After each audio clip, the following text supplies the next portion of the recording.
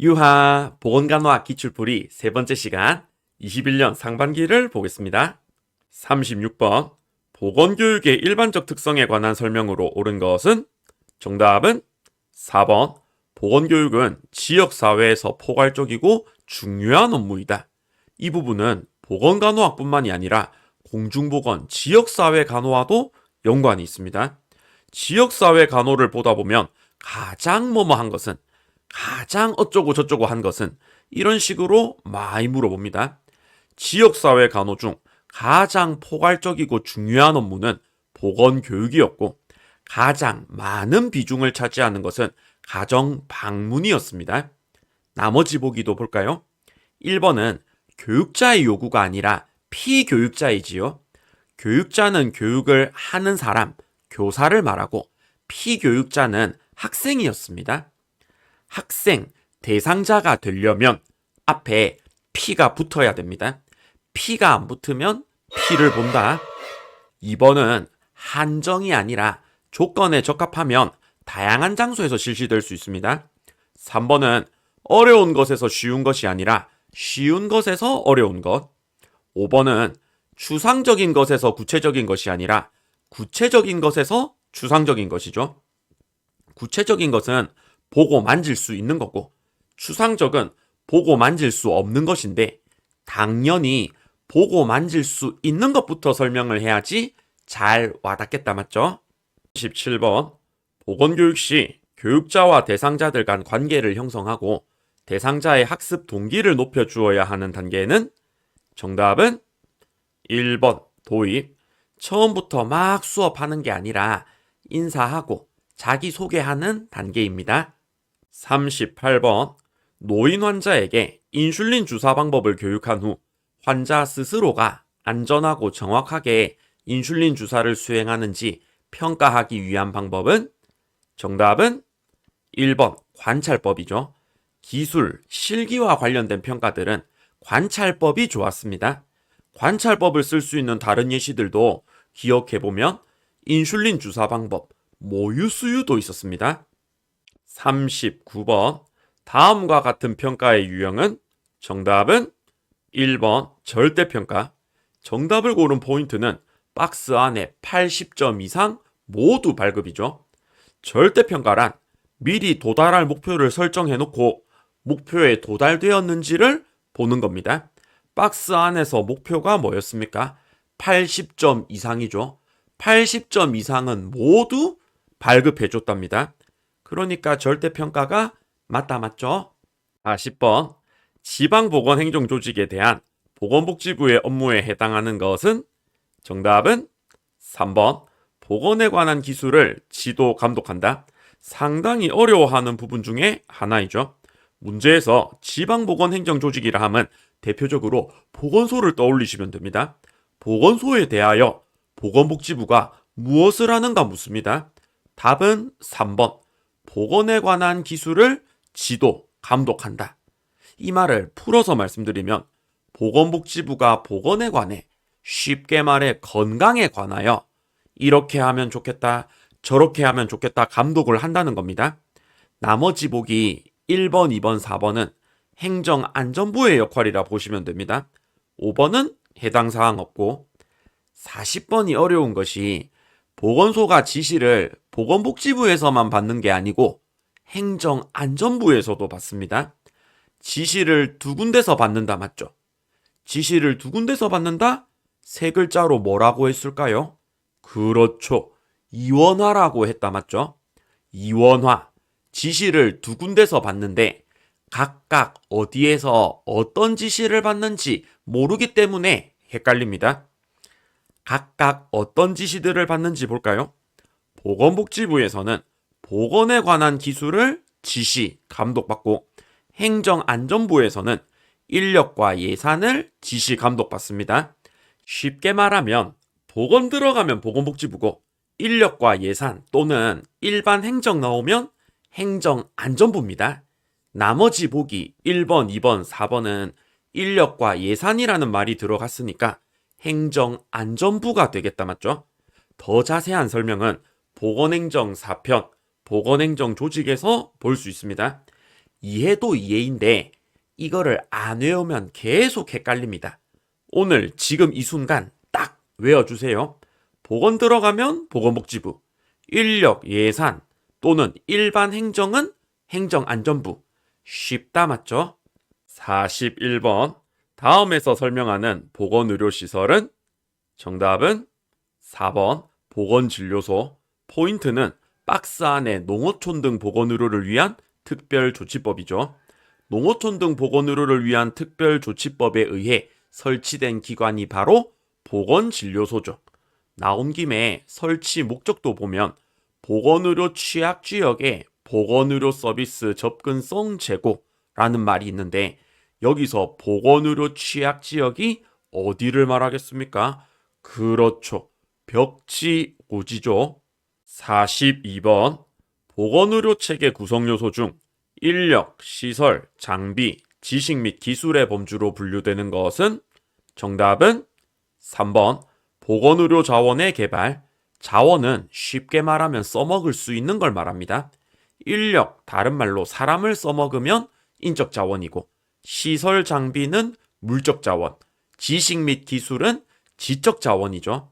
이렇게 자원에 대해서 다루는 보건의료 체계의 구성 요소는 보건의료 자원의 개발이었습니다. 그런데 다른 구성 요소들도 있었습니다. 총 5가지가 있었는데 같이 기억해 볼까요? 첫 번째, 보건의료 자원의 개발.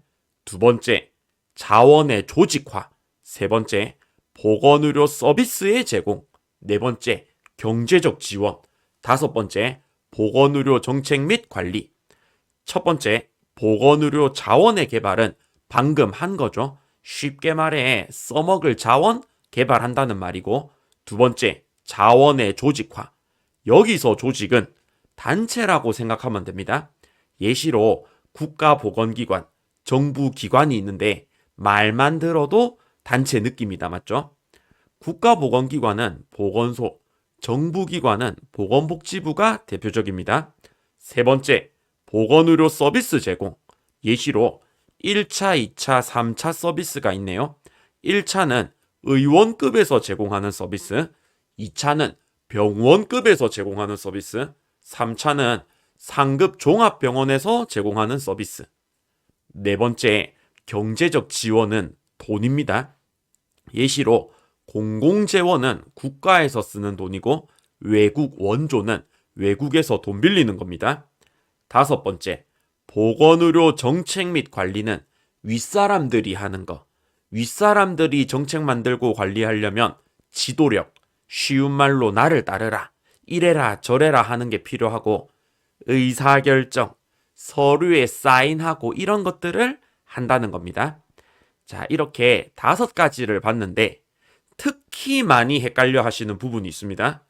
공공재원, 외국 원조는 어디에 해당이 됐을까요? 돈이니까 써먹을 수 있으니까 자원이라고 생각할 수 있는데 그게 아니고 경제적 지원에 해당합니다. 헷갈림 주의. 43번 우리나라 노인장기요양보험제도의 서비스 대상자는 정답은 2번 파킨슨병으로 6개월 이상 일상생활 수행이 어려운 50세, 65세 미만이더라도 노인성 질병을 앓고 있으면 노인장기요양보험의 대상이다 라고 했습니다. 노인성 질환은 종류들이 되게 많았는데 대표적으로 3가지로 요약할 수 있습니다. 치매, 뇌졸중, 파킨슨이었죠. 44번 우리나라 국민건강보험제도의 특성에 관한 설명으로 옳은 것은 정답은 1번 보험자는 국민건강보험공단이다. 보험자는 여기서 보험을 운영하는 사람이었습니다. 보험을 받는 대상자가 아니고 나머지 보기도 볼까요? 2번은 임의가입이 아니라 강제가입. 3번은 주로 민간보험을 말하죠. 4번은 모든이 아니죠. 보험급여가 적용되지 않는 항목도 있습니다. 비급여라 해가지고. 5번은 민간보험에 해당하는 내용이죠. 45번 진료비 지불제도 중 사후보상 결정 방식의 장점은 정답은 4번 의료진의 재량권이 확대되어 의료의 질이 높아진다.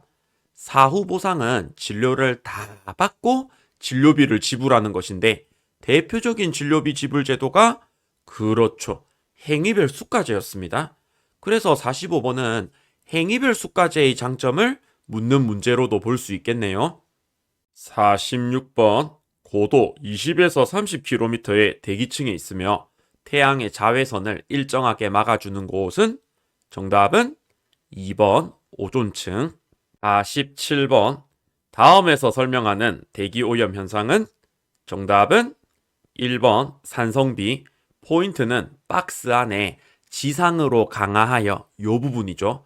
땅으로 떨어진다는 겁니다. 뒤에는 읽어보면 다 산성비의 영향 맞죠?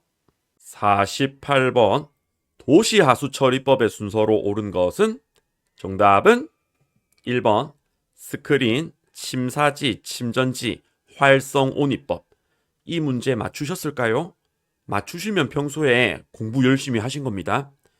1번 정답 설명을 좀 드리자면 여기서 스크린은 골프장 아닙니다. 문제에서 말하는 스크린이란 물 밑에 오염물질을 거를 수 있는 장치를 비스듬하게 세워놓은 겁니다. 장치를 세워서 물을 흘려보내면 오염물질을 거를 수가 있겠죠. 뒤에 것도 보면 침사는 모래 같은 큰 물질을 깔아앉히는 거, 침전은 둥둥 떠다니는 작은 물질들을 깔아앉히는 거, 그리고 마지막 활성온이법은 물에 산소를 좋아하는 균을 집어넣어서 오염물질을 처리하는 것을 말합니다. 그리고 풀이하다 보면 침사가 먼저냐 침전이 먼저냐를 헷갈리시는데 침사는 큰 거, 침전은 작은 겁니다. 큰 게 먼저 깔아앉고 작은 게 나중에 깔아앉겠다 맞죠? 쉽게 생각하시면 됩니다. 49번 어패류를 먹은 다음날 설사, 복통, 구토, 발열을 호소할 때 의심할 수 있는 식중독은 정답은 5번 장염 비브리오. 포인트는 어패류. 틀리면 안 되는 문제인데 최근 겨울철 뉴스를 보다 보면 4번 노로바이러스로 헷갈릴 수는 있겠다 생각은 합니다. 여름에 시험 치면 별로 안 헷갈렸을 낀데 최근 뉴스 같은 거 보면 굴 잘못 먹고 노로바이러스 걸렸다는 소식들을 많이 접할 수는 있는데 노로바이러스의 경로는 따지고 보면 어패류뿐만은 아닙니다. 그런데 비브리오는 호염균, 염분을 좋아하는 세균이 일으키는 겁니다. 그래서 우리가 배우는 범위 안에서는 어패류하면 비브리오를 더 강조합니다. 그리고 문제에서 언급은 안 됐지만 차이점을 또 말씀드리면 비브리오는 세균이 일으키는 것이고 노로는 바이러스가 일으키는 겁니다. 50번 산업피로에 관한 설명으로 옳은 것은 정답은 5번 적절한 휴식과 충분한 영양 섭취로 예방하는 것이 중요하다. 다 맞췄다 맞죠? 우리도 시험 끝나면 산업피로 해결되겠네요.